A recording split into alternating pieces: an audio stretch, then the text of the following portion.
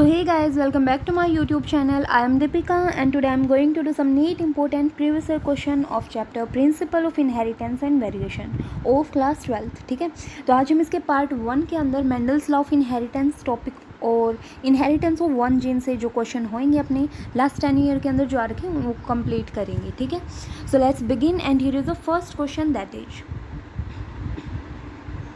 ये क्या कह रहा है, ये कह रहा है how many true breeding pea plant varieties did Mendel select as pairs which were similar except in one character with contrasting trait.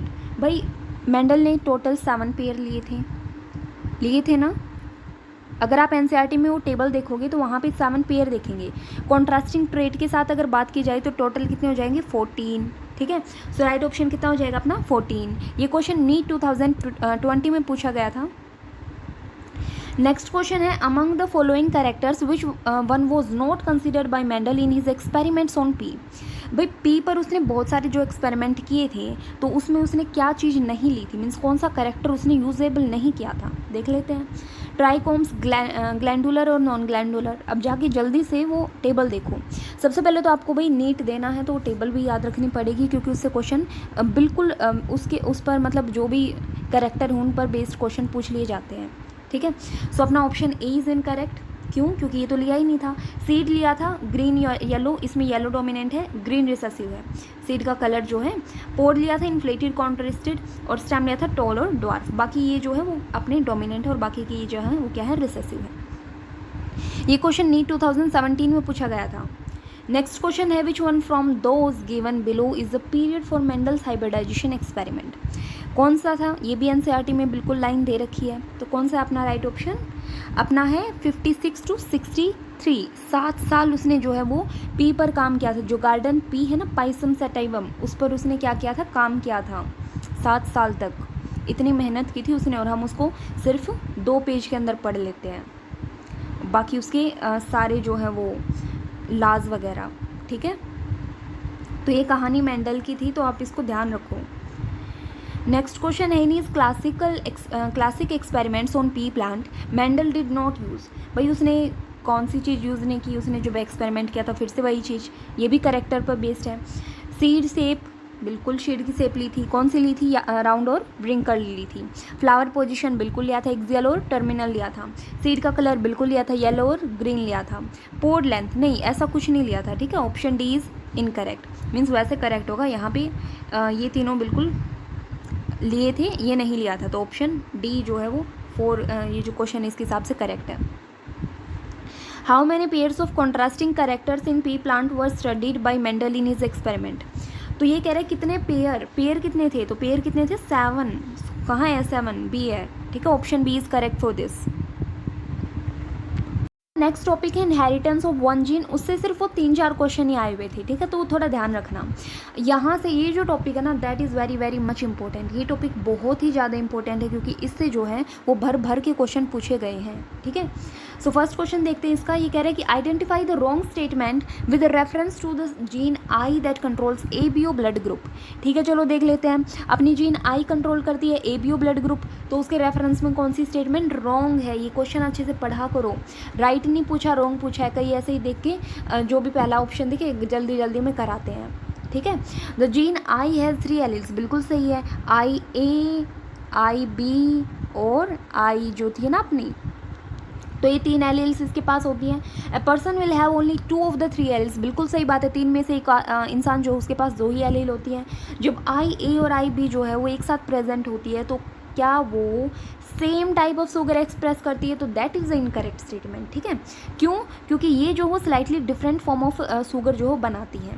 Allele I does not produce any sugar. बिल्कुल सही बात है, कोई शुगर को प्रोड्यूस नहीं करता है. ठीक है, इसको स्मॉल आई से डिनोट कर रखा है, स्मॉल आई लिख लेना यहाँ पे. ठीक है, तो ये कोई भी शुगर को प्रोड्यूस नहीं करता है. ये क्वेश्चन नीट 2020 में पूछा गया है, तो ये ध्यान रखना आप लोग. IA और IB होते हैं, दोनों डोमिनेंट होते हैं, तो ये को डोमिनेंस सिचुएशन जो है वो शो करते हैं. ये भी याद रखना है इसके साथ साथ. ठीक है, फिर कह रहा है कि Antirrhinum snapdragon a red flower was crossed with a white flower and in F1 generation all pink flower were obtained. भाई ऐसा कुछ सुना लग रहा है ना. एनसीईआरटी में बिल्कुल ये तो इनकम्प्लीट डोमिनेंस का जो पैराग्राफ दे रखा है ना एनसीईआरटी में, बिल्कुल वही चीज़ बता रहे हैं. ये कह रहे हैं कि जब हमारा जो एक रेड फ्लावर है, एक वाइट फ्लावर है, ठीक है। जब इन दोनों को क्रॉस करवाया गया तो हमें F1 जनरेशन में सारे पिंक फ्लावर पिंकी मिले। जब पिंक फ्लावर को सेल्फ किया गया तो F2 जनरेशन में हमें वाइट भी मिले, रेड भी मिले और पिंक भी मिले।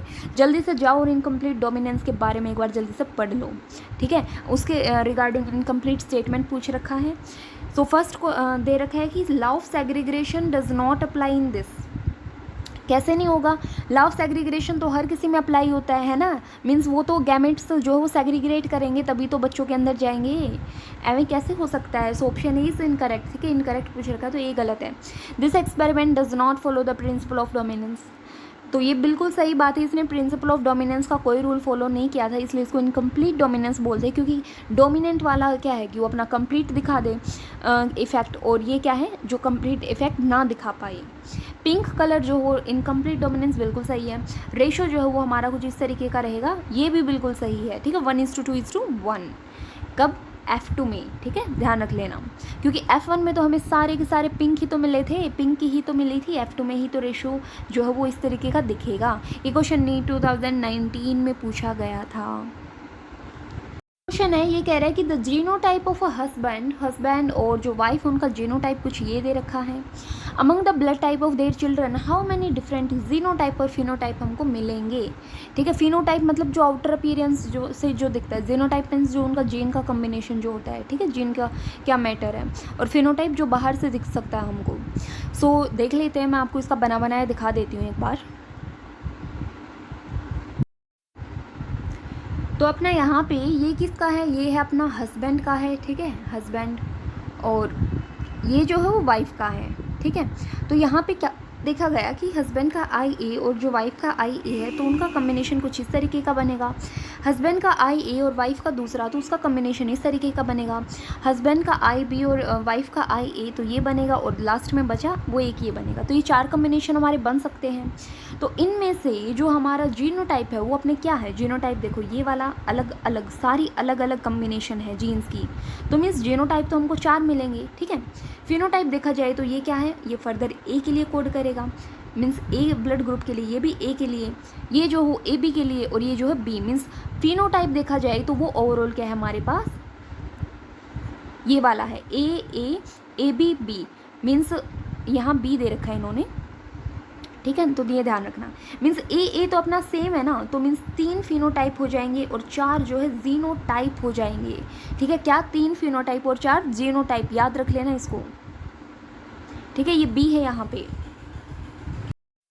सो यहाँ पे आंसर क्या हो जाएगा? 3 फिनोटाइप 4 जीनोटाइप। तो कौन सा अपना? यहाँ तो 3 जीनोटाइप दे रखा है भाई, 4 जीनोटाइप होंगे, तो ये रहा 4 और 3 फिनोटाइप ये रहा। So option B is correct for this, ठीक है। ये नीट 2017 में पूछा गया था।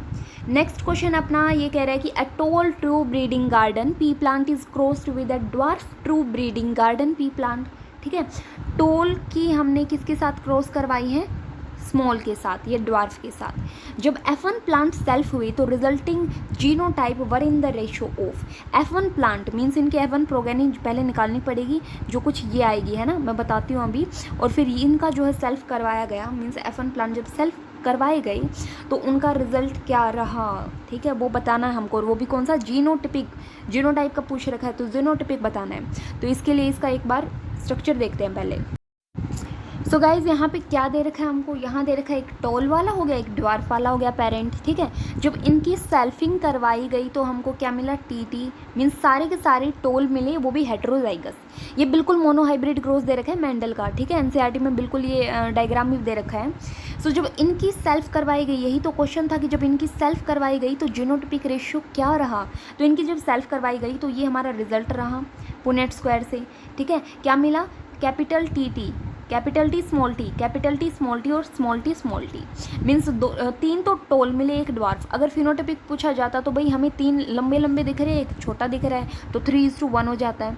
बट यहाँ जीनोटिपिक पूछ रखा है, मीन्स जीनोटिपिक में जीन्स देखी जाती हैं, एक तो ये सेम है और एक ये, मीन्स 3 अलग अलग टाइप की जीन्स मिल रही है, वो भी 1:2:1 के रेशो में। 1 कौन सी है? कैपिटल T, 2 कौन सी है? कैपिटल T स्मॉल t, और ये क्या है? स्मॉल t, ठीक है। तो यहाँ ध्यान रखना है कि जो फिनोटिपिक रेशो अगर पूछ लिया जाता तो फिनोटिपिक रेशो कुछ ये होता और जीनोटिपिक रेशो अपना ये है, ठीक है। सो जब यहाँ ध्यान से देखा जाए तो अपना कौन सा आंसर रहेगा? सो ऑप्शन यहाँ पे क्या है अपना? Tall homozygous, tall heterozygous and dwarf. तो बिल्कुल सही बात है, option C is correct for this. ठीक है,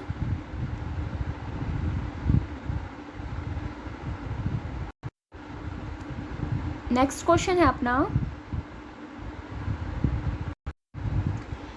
सो अ जीन शोइंग कोडोमिनेंस, उसके पास क्या होगा भाई? Alleles that are recessive to one each other, alleles that are recessive to each other, नहीं ऐसा कुछ नहीं होता है। Both alleles independently expressed in the heterozygote, बिल्कुल सही बात है, दोनों एलील डोमिनेंट है, दोनों जो है इंडिपेंडेंट, एक दूसरे पे डिपेंड हो ही नहीं रही, और वो हेटेरोजाइगोट में दोनों एक्सप्रेस होती हैं। कोडोमिनेंस में ऐसा ही तो होता है, हमने अभी अभी देखा। ए बी ब्लड ग्रुप इसका एग्जाम्पल है। ठीक है, मीन्स ए बी ओ जो है उसमें ए बी जो आएगा ना वो इसका एग्जाम्पल हो जाएगा। Option B is correct for this, बाकी जो हो इनकरेक्ट है। ठीक है, नेक्स्ट क्वेश्चन है अपना, एलील्स आर, एलील्स क्या है भाई? मीन्स एलील्स क्या है बता दो। Different molecular form of a gene, heterozygote, different phenotype, या फिर डिफरेंट ट्रू ब्रीडिंग होमोजाइगोट्स। क्या है एलील? तो ये तो अपने जीन्स की डिफरेंट मॉलिक्यूलर फॉर्म्स होती है। तो ये एनसीईआरटी में बिल्कुल एक सिंपल सी लाइन से इसको डिनोट कर रखा है हमने एलील को। ठीक है, so option A is correct for this. Next question है अपना, मल्टीपल एलील्स आर प्रेजेंट, भाई मल्टीपल एलील्स कहाँ पे प्रेजेंट होती है? At the same locus of the chromosome, non sister chromatids on different chromosome, या different locus on the same chromosome. तो ये जो है क्रोमोसोम के सेम लॉकस पर प्रेजेंट होती है मल्टीपल जीन्स, मल्टीपल एलील्स, याद रख लेना। Option is correct for this. ठीक है, ऑप्शन ए करेक्ट होगा। ये कहाँ प्रेजेंट होती है? क्रोमोसोम के सेम लॉकस पे, मीन्स उसी जगह पे प्रेजेंट होती है ये। ठीक है, सो आज के लिए गाइज इतना ही करते हैं, अब मिलते हैं नेक्स्ट वीडियो में। और याद रख लेना कि कुछ इसके जो मीन्स क्वेश्चंस हैं इनहेरिटेंस ऑफ वन जीन के वो बाकी हैं, तो वो हम नेक्स्ट पार्ट में जो अपना पार्ट 2 होगा उसमें कंप्लीट करेंगे। ठीक है, so thanks for watching my video guys, and if you like my video then also subscribe my channel. Thanks a lot.